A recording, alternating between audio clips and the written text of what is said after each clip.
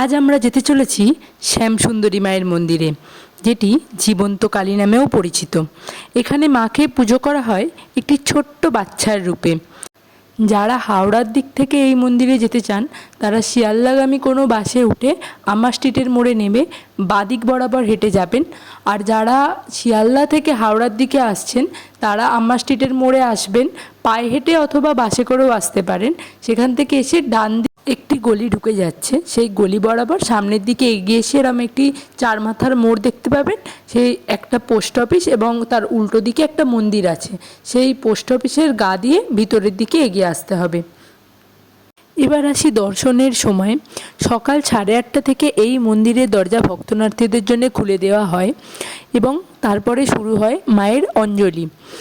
দূর দূরান্ত থেকে মানুষ আসে নিজেদের মনোবাঞ্ছা পূরণ করার জন্যে এবং কথিত আছে মন থেকে কিছু চাইলে মা কাউকেই খালি হাতে ফেরান না। দুপুর 12:30 নাগাদ শুরু হয় মায়ের আরতি শেষে সেখানে উপস্থিত সকল দর্শনার্থীদের মধ্যেই মায়ের অন্নভোগ প্রসাদ বিতরণ করা হয়।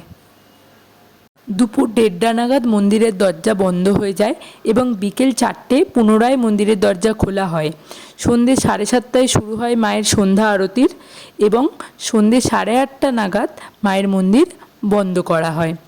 পুজো দেওয়ার জন্যে সামগ্রী আপনারা মন্দিরের সামনের দোকান থেকেও কিনে নিতে পারেন। এখানে মূলত আতপ চাল আর কলা দিয়ে পুজো দেওয়ার রীতি রয়েছে।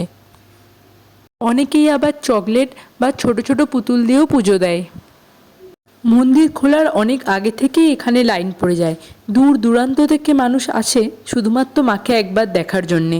চলুন এবার ধীরে ধীরে মন্দিরের ভিতরে প্রবেশ করা যাক, আর আপনারাও আমার সঙ্গে চাক্ষুষ করুন মায়ের সেই স্নেহময়ী মায়াবী রূপের। মন্দিরে প্রবেশের সাথে সাথেই দেখা যাবে শ্যামসুন্দরী মায়ের একটি অপরূপ সুন্দর ছবি, যেটি কিন্তু হাতে আঁকা।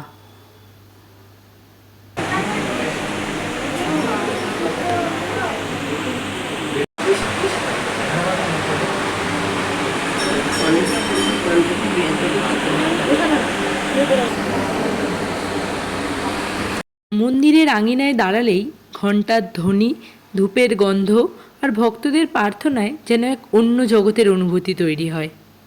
মনে হয় সময় যেন কিছুক্ষণের জন্য এখানে থমকে গিয়েছে আর চারপাশে শুধু বিরাজ করছে অপার শান্তি। হয়তো এই কারণেই শ্যামসুন্দরী মায়ের মন্দির শুধু একটি ধর্মীয় স্থান নয়, এটি বিশ্বাসের, মমতার এবং অলৌকিক আশ্রয়ের এক জীবন্ত প্রতীক।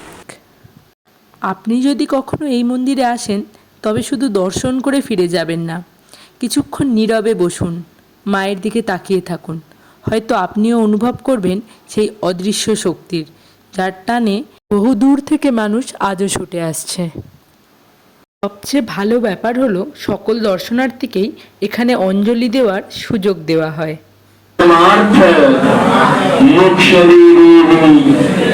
नारायणी नमस्ते ईश सा चंदन पुष्पवीर्य पत्रांजलि ओम श्री श्याम सुंदराय नमः।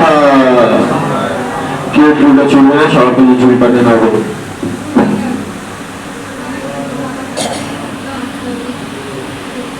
शिवे सर्वार्थ शांति शरण्ये त्र्यंबके गौरी नारायणी नमस्ते। তোমাদের সবার যার যা মনের বাসনা, প্রত্যেকে নিজের মনের বাসনা মাকে জানাও। মা তোমাদের প্রত্যেকের মনের বাসনা অবশ্যই পূর্ণ করবেন।